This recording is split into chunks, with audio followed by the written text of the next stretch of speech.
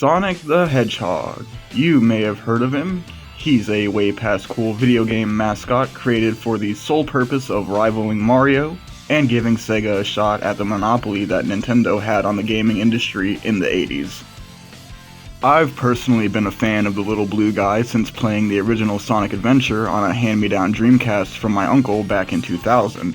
But it wasn't until last year that I decided to give the classic Genesis games a playthrough and document my experience as video reviews.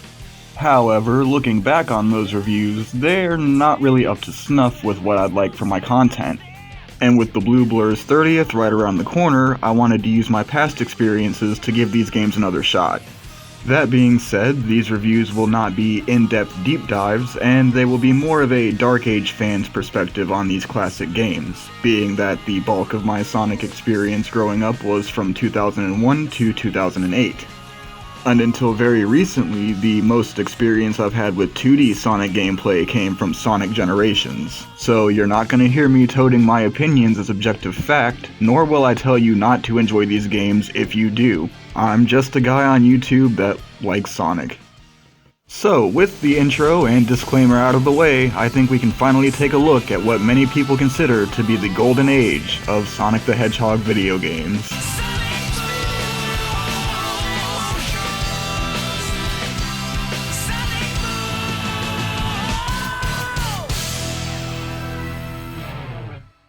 Sonic the Hedgehog debuted in 1991 for the Sega Genesis, or Mega Drive, whatever. Didn't really matter what country you were playing Sonic in, you were probably playing Sonic back in the day. And for the first time, Nintendo faced a solid competitor in the gaming market. Why can't it be more like that nice boy Mario? Oh! Little brat! With his simple yet effective character design created by Naoto Oshima, and unique momentum-based gameplay engineered by lead programmer Yuji Naka, Sonic was unlike anything that had come before him in the platforming genre. And the game looks and sounds incredible. With its vibrant colors and exceptional level design, it entices players to explore this lush new land. And the melody-driven soundtrack, composed by Masato Nakamura of Japanese pop band Dreams Come True, ties it all together beautifully. The Little Hedgehog's first outing was a display of what the Genesis was capable of, and people ate it up. Hell, I ate it up. With Green Hill Zone setting the stage for what the rest of the game was going to be like, I was super excited to play through Sonic the Hedgehog. Damn shame then that the rest of the game never comes close to the level of cohesion that Green Hill Zone offers. And that's not even to say that the rest of the zones are poorly designed, but Marble, Labyrinth, and Scrap Brain Zone are more traditional, slow-paced platforming levels that rarely take advantage of the unique moveset that Sonic has been given. Aside from the aforementioned zones, Spring Yard is okay at best, but Starlight Zone is the only zone in the game that really capitalizes on what Green Hill set up. Despite that, once you get used to the level layouts and the mechanics of the gameplay, Sonic 1 can be a really fun 2D experience. It's not great, but it's a blueprint for greatness. These special stages though, seriously. So, would you be surprised if I told you that Sonic the Hedgehog was so successful that Sega pretty much greenlit a sequel immediately? Well, you shouldn't be, and why would you be? You already know Sonic the Hedgehog 2 exists. It introduced everybody's favorite Flying Fox and Sidekick mode in Miles Tails Prower, and thanks to that and its release right after the first one in 1992, it quickly became the game to have for the Sega Genesis. Or Mega Drive, whatever. But it's easy to see why. Sonic the Hedgehog 2 looks and sounds even better than the first, with more detailed backgrounds and foregrounds, a wider color palette. And when Nakamura gets a hold of that Sega Genesis sound chip, they still sing.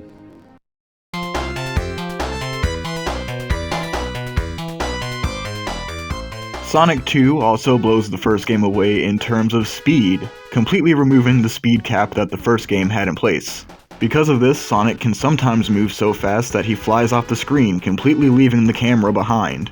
While this is a nice bit of spectacle, I kind of felt like it was a detriment to the experience when I would blow past item boxes, higher route opportunities, and checkpoints while emerald hunting. Don't get me wrong though, Sonic 2 is superior to the first in every way. With the addition of the series staple spin dash, hitting top speeds and finding secret routes is easier than ever before. Hell, even the boss battles and special stages are better in Sonic 2, even if the special stages are still kinda bullshit. They are easier to access in this game, and unlike the last game, collecting all of the Chaos Emeralds actually rewards you with something. That being Super Sonic, a much faster Sonic whose power level is definitely over 9,000. Super Sonic is impervious to everything except for crush hazards, drowning, and bottomless pits. Also, much like us humans, the inevitable slow decay of time, draining 1 ring every second and requiring 50 to activate and at least 1 to stay active. On top of these gameplay tweaks, zones like Chemical Plant, Hilltop Zone, and Flying Fortress all have unique platforming challenges that take advantage of Sonic's moveset, much like Sonic 1 failed to do. So with no complaints about the overall level design, I think it's time to turn our attention to the boss battles. Each boss fight offers much more of a challenge than Sonic 1 ever did, with many of them using the environment in unique and challenging ways. My biggest complaint with Sonic 2 boss battles comes in the form of the final zone. I'm sure no one is surprised here. But I'm going to be honest, without a save feature, I wouldn't have been able to do this shit. Trial and error being the name of the game here, once you learn this hunk of junk's patterns, you can tear them apart no problem. But with 0 rings and no checkpoint in between, the final fight with the Death Egg robot makes me wanna scream, Yes! Fuck this game! Woo! The year is 1993, and the Blue Blur is at peak popularity, with not only 2 smash hit games, but 2 different comic book and cartoon adaptations. While Sonic was making his moves becoming the king of video games, Sega was making moves that would domino effect into their eventual departure from the hardware manufacturing business altogether, releasing expensive add-ons for the Sega Genesis that nobody gave a shit about, like the Sega CD or the 32X. However, tucked away in the obscure Sega CD's library is where we'll find our next entry in the series, Sonic CD, which began life as an enhanced port of Sonic 2 specifically for the new add-on. However, it would eventually transform into the fever dream that we know it as today. Naturally, running on better hardware meant improved graphics and sound design.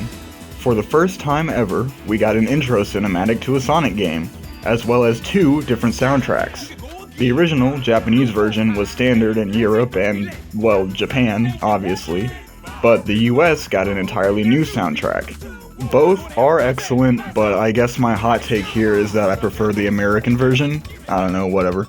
Anyway, with all these technical improvements in mind, Sonic CD takes full advantage to stand out from its predecessors, with its zones and enemies being even brighter and more colorful than the first 2 games, and parallax scrolling and 3D sprite work taken to its logical extremes for the hardware. But with this being the 3rd entry in the series, and essentially the only reason to own a Sega CD add-on, you've got to be asking yourself, what else does this game do to stand out from the first 2? And to put it simply, Sonic CD is huge.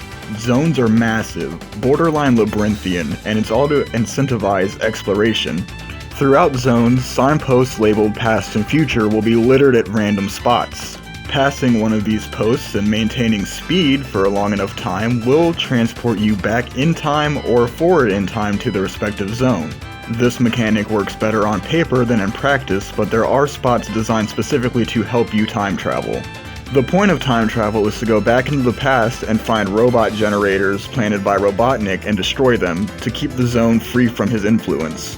Doing so will reward you with Sonic CD's equivalent of the Chaos Emeralds, that being the Time Stones.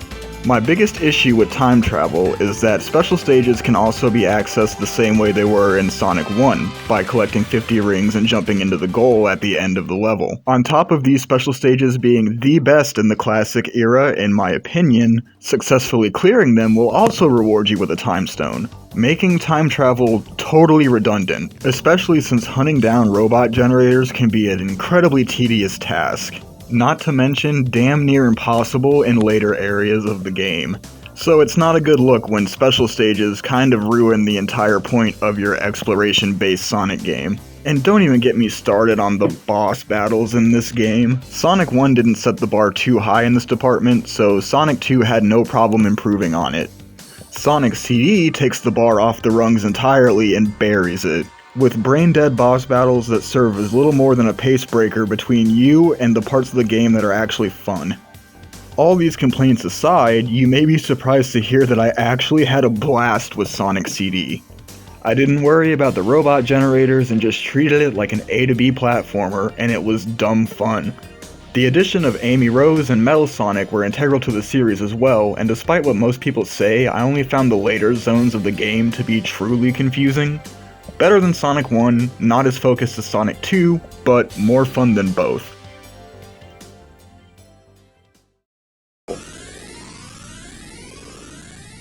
In 1994, the Sega Drive Mega Genesis pretty much had one foot in the grave with the flop of the CD and 32X add-on. However, Sonic Team would send the system out with a bang by displaying their mastery of the hardware one last time for the massive Sonic the Hedgehog 3 and Knuckles. A game so large that in order to get the full Angel Island adventure, it had to be split into 2 parts and implement special lock-on technology. A game that to this day is touted as the best in the entire franchise. Sonic the Hedgehog 3 and Knuckles, which I'll be referring to as just Sonic 3 from here on out for brevity's sake, introduces Knuckles the Echidna as a gullible but powerful rival to Sonic. His appearance is what sparks the events of the game proper, and he can be seen at the end of each zone being a general nuisance. His actions range from being a mild annoyance early on in the game to straight up attempted homicide later, and it all comes to a head in Hidden Palace Zone, where after a quick scrap with Knuckles, it's revealed that Eggman tricked him into thinking Sonic was the enemy to buy him time to terraform Angel Island and steal the Master Emerald. The environmental storytelling, as well as Knuckles as a character, go a long way in fleshing out Angel Island as a cohesive location. There's also some gameplay tweaks added to give Sonic a bit more versatility, more environmental gimmicks to help traversal along higher pathways, and a trio of new power-ups that give Sonic incredibly useful movement abilities depending on the situation. For instance, the Fire Shield gives you a mid-air boost to the left or right, as well as invincibility to flames and lava. The Lightning Shield gives you a double jump, invincibility to electrical hazards, and it magnetizes nearby rings towards Sonic. Finally, the Water Shield gives you a bounce that can be used in succession to reach higher areas, as well as the ability to breathe underwater, finally making water levels bearable. And speaking of levels, the impression that I get from Sonic 3's level design is a mixture of Sonic 2 and Sonic CD. Massive levels that incentivize exploration by hiding special zone rings in various spots. But there's still plenty of speedy set pieces to go around, and the boss battles lean more towards Sonic 2's design philosophy, even improving on it, and I gotta say it's really nice to see the effort that went into this massive game. But here's the thing, it's a massive game. There's 14 zones and they're not all winners. Some have level gimmicks that are confusing to get the hang of, and in some cases mandatory for progression, like in Marble Garden Zone. At the end of my Sonic 3 experience, I had an entirely new respect for the classic titles as a whole, but at that point I was honestly drained, almost numb to the high-speed 2D action. Don't get me wrong though, I have massive respect for what Sonic 3 and Knuckles did for the franchise. Introducing Knuckles, the Master Emerald, Angel Island, and giving Sonic Adventure a foundation for its narrative. But I also recognize that I went into this knowing the hype that surrounds it as a game, and I just saw more of the same with a bit of polish, but not enough for me to pick it over Sonic 2 or even Sonic CD. To put it simply, Sonic 3 demands more from the player than I'm willing to give to a 2D platformer that I have no nostalgic feelings for.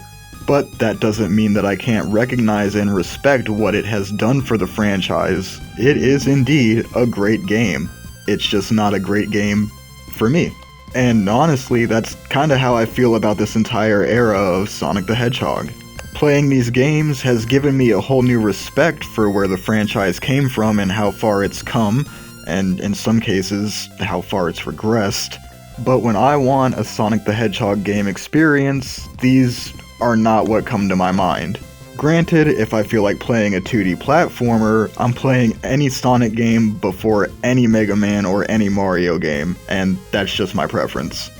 But hey, I don't want to go into Sonic's 30th anniversary celebration being seen as a classic-hating contrarian, so I invited a special guest who does have nostalgic feelings, as well as a deep understanding of what makes these games truly great. So without further ado, I will let my esteemed colleague introduce himself and explain why everything I just said is totally wrong. Hey, you're actually right, in that you are totally wrong. I mean, if you don't consider the classics the best Sonic has to offer, then quite simply, you're not even a real Sonic fan. And since I'm obviously joking, hey guys, this is Mark from Ace Card Gaming, and a big thank you to Kenzer for inviting me to speak on the channel about the classic Sonic games.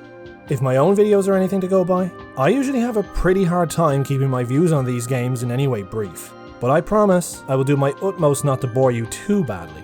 I always find it really interesting to listen to people's views on the classic games when they've been introduced to the series through the 3D games. Everyone talks relentlessly about Sonic's transition into 3D, and whether or not it was successful. But people rarely frame this debate the other way. How does someone who started out with the 3D games find going back to the original 2D outings? And to be honest, it seems the results for this are hugely split. While you will often find that people will love the 2D games and fully embrace the similarities they see with their 3D counterparts, a lot of the time, you have a lot of people like Kenzer who say, yeah, this is a bit of fun, but I just don't get the big deal. And that probably shouldn't come as a big surprise. But as someone who grew up with the classics, and as far as the 3D games go, mainly enjoys from 99 to 2006, this time with Sonic is completely unmatched in my 30 years playing. Sonic 1 came out of left field and chipped away at Mario's iron grip on the platforming arena, establishing a strong foundation of fans who are looking for a cool alternative to the colourful plumber with a mushroom habit. And while Sonic 1 has its detractors now, it went on to fuel a series of games that continue to get better and better with each release. Something you couldn't say with a straight face anymore, that's for sure. And yeah, Sonic CD was kind of sideways progression, but that's an outlier. Sonic 2 ditches the pace-breaking stages and the conveyor belt of widely varied mechanics from the first game, and leaned heavily into Sonic's biggest strength, his speed. Yeah, Metropolis and the last bosses are pretty tough, but practice is the name of the game with Sonic, and this was as true in the beginning as it is now. With the series now well established and the fans still hungry for more, Sonic 3 and Knuckles came along to further improve on the formula, as well as expand the series' lore. You can now play as Sonic, Tails, or Knuckles, each with their own unique abilities and paths through the stage. And the stages themselves? They are just beautiful. As a kid, these were my Xbox Series X or PS5 graphics. And these grids of pixels felt like real places you'd actually want to go explore. And by God did I spend an endless amount of time exploring them again and again. And that's before even mentioning the story elements that would go on to fuel the 3D narratives, like the history of Angel Island and the introduction of the Master Emerald. Back in the 90s, these games followed each other in reasonably close succession, so fans of the series went from one to the other prepared by what they experienced before. Nothing remotely like going from the 3D games back to the 2D games. So I always try to greet every Sonic fan with an open mind, because a lot of us just haven't experienced this series the same way. Couldn't have said it better, my friend. At the end of the day, we're all fans of the little blue guy, and no matter what era of the games you enjoy, as long as you enjoy them, what other people say shouldn't have that big of an impact on you. But let me know what you guys think about this era of Sonic games down in the comments. What's your favorite Genesis Sonic game? And if you enjoyed the video, be sure to give it a like. If you haven't already, hit that subscribe button, it helps me out a whole hell of a lot. And I want to give a huge thank you to Mark from Ace Card Gaming for stopping by and putting some much needed class in this Classic Sonic Retrospective. If you're wanting a more in-depth analysis on these games or other Sonic games, definitely go check him out. He's way better at tackling all the intricacies and nuances of these games than I am, or will ever be. His channel, of course, will be linked in the description down below. Now, with all that said and my thoughts on these classic Sonic games laid bare, that's all I got for you guys today. I'm just Kenzer, thanks for watching, and I'll catch you in the happy lane.